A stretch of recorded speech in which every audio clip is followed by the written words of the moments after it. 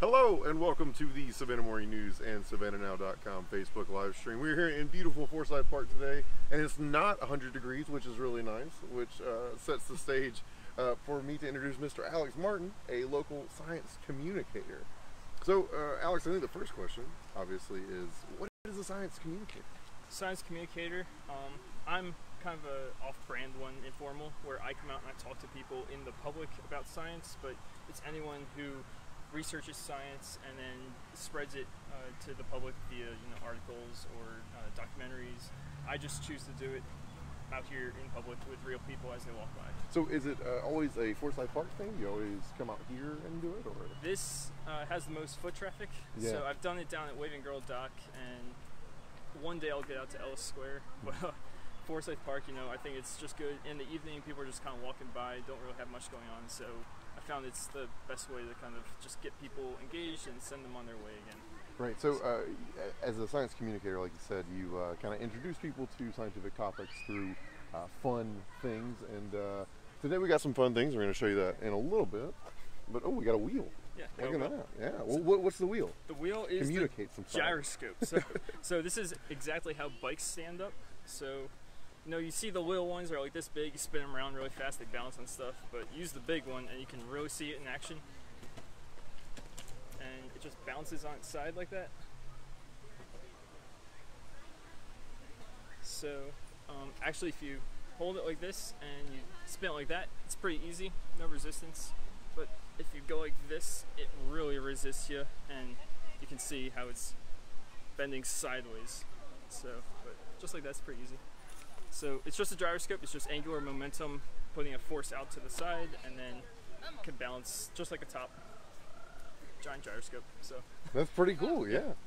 So yeah, I learned something about bike wheels. It's just a gyroscope, and it's the gravity and centrifugal force, right? Yep.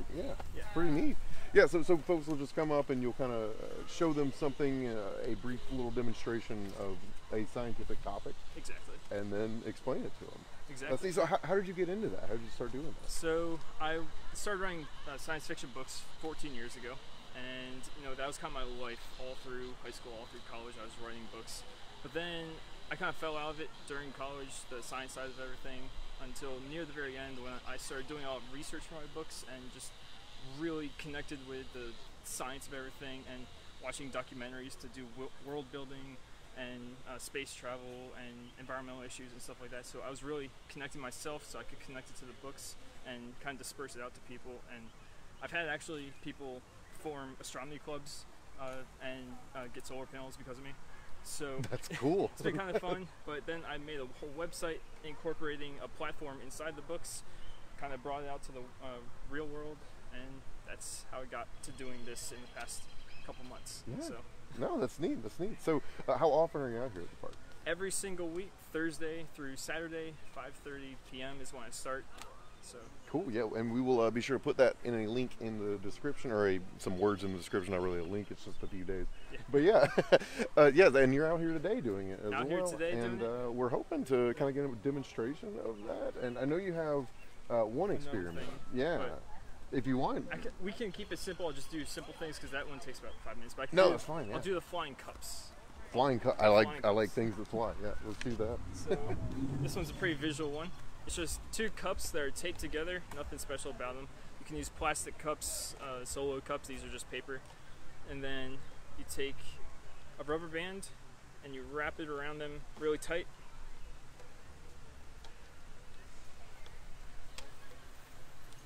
And then kind of hold the cups towards you, hold the rubber band out, and you just release it and it flies.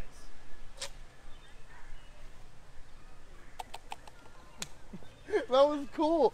And the plastic ones, if you catch an air drift, the plastic ones I've gotten to go about 50 feet. Like way up in the air? Way, sideways. Oh, sideways. Yeah. I got you. Paper cups get the height, the plastic cups get the distance. Oh, that's neat. That's really cool. Well, yeah, awesome. So, do you want to set up the main experiment for the day? Yeah. Set up the interviews. Get some people here, start talking. Hey, you guys want to learn about some science? That's okay. You guys have a good day. I'm on you guys, though. Thank you. It's all him. It's not us. It's all me. Yeah. So get the science. He really wants to learn about science. You want to learn about some science? They want to learn about science. It's gonna go on one of those videos I watch in class. This will be on YouTube. Yes! Yes. Matters. Hey, maybe my physics teacher will show it to me. So, I'll just set this up so that people can see it. You should have got us before we were all sweaty. I'm sweaty too, so. It's summer in Savannah. We're going to come on this side, actually. Oh, wait.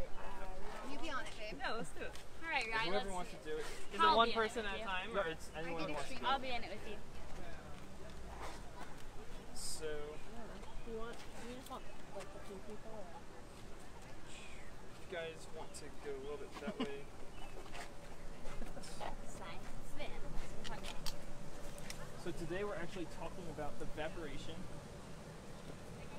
So that's what this will all be about. And whoever wants to hold this, Ryan.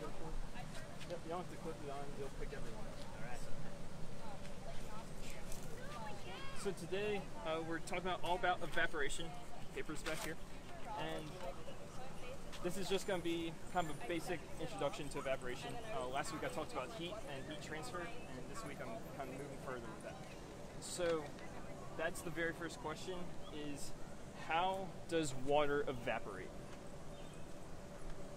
What causes water to evaporate? Energy. Heat. Energy. Yeah. Yeah, I think heat. So do you guys know like the physical process behind it, or if you dump some water on the ground and it slowly disappears, what's going on there? What's happening to the water? Changing from a liquid to a gas. It's changing from a liquid to a gas. The molecules are moving only a little bit, then they're in the air they're moving more freely. In the air, they're moving more fluid. So when they're in liquid form, are they connected? Are they disconnected from each other? They're not connected. I mean, I think that they're held by certain forces are holding them together. But then once they get hot enough, the heat and have enough energy to move and kind of they overcome those forces to some degree. So what you said is correct, but they Woo! so each molecule, it's oxygen and 2 hydrogens, and so it's a 3-part molecule. And water itself is actually polarized, which means it has a north end and a south end. So when you put a bunch of water molecules together, they actually do hold together through hydrogen bonds, which are just magnetic forces holding them together, basically. So all of these water molecules are pretty much strung together through magnetic forces. And when you introduce heat to them, they do start vibrating. And once you get enough heat into them, it's only on the surface of the water that the energy will overcome the hydrogen bonds, the magnetic forces, and fling out individual molecules up into the air. And that is what evaporation is when only the surface can have that happen. So the second question would be, if you had these 2 containers, if you put 1 cup of water in each of these, which one would evaporate first all the way? The flat one with more surface area. The flat one, more surface area? Yep. So surface area is actually one of the ways that you can catalyze evaporation to just make water evaporate quicker. So what are some of the major ways that that evaporation can occur? Like, there are about 4 major ways that you can catalyze evaporation. And surface area, increasing the surface area is one. Increase temperature. Increasing temperature, so that's 2. Lower the pressure. Lower the pressure is 3. We'll increase the surface area if you spread it out or move it. There's one happening right now. Humidity is the pressure. It's happening right now. It's pretty big. Increase the wind. So you increase, it's called turbulent flow. So you basically just increase the kinetic energy, causing the friction on the surface of the water, which increases the energy and breaks apart the bonds. So, yeah, I'm not going to talk about boiling today, but those are basically all about evaporation. It's all about breaking those bonds, the magnetic bonds. Now we're smarter. Cool. Thank you. Of course. We work for a local newspaper called Savannah Okay. Morning. I don't know if you guys are from here. No, we're not. Oh, well, welcome. I hope you have a good Thank time. you. Yeah, and we came out to hang out with Alex and just kind of see what he does. We do a local kind of around town kind of deal on That's Facebook Live. awesome. Yeah. Cool. But yeah. This is cards. you. This is actually for next Wednesday's video. Cool. So if you go on the website, I actually just updated it today, so all the links, you. all the times and everything will be on Thank there. you. Science fiction author. Nice. Exciting. Cool. Very cool. Cool. Thank Alright, you. thanks, Have a guys. good one, guys. Thank you so much. Bye, thank you. Thanks. Hey, that's pretty neat, man. That's I pretty like much that. Yeah. That was an expedited version of it. So Yeah. So that's what you do every time. It's just like folks pretty come much up every and time. Yeah. hang out with you. Yeah. Yeah, No, it's really neat. some people stick around for the experiments. Some people start with the experiments, but for sake of the interview, that's pretty much how it goes. It's usually 3 questions, so I kind of incorporate 2, 3, 4 questions on there. Dude, I thought it was pretty cool. I really enjoyed that. Well, yeah.